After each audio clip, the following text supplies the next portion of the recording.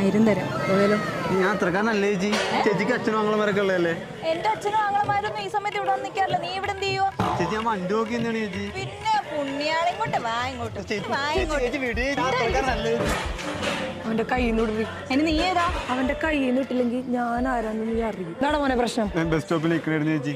അപ്പോഴാണ് ഈ ചേച്ചി എന്നെ കൈ പിടിച്ചിട്ട് ഇങ്ങനെ പഠിച്ചോണ്ടോ ചേച്ചി. നിന്നെ പോലെയുള്ള പെമ്പിള്ളേര് പറഞ്ഞാ ആമ്പിള്ളേർക്ക് രാത്രി മര്യാദക്ക് നടക്കാൻ പറ്റാത്ത മോളെ മര്യാദക്ക് നീ സ്ഥലം കിട്ടും.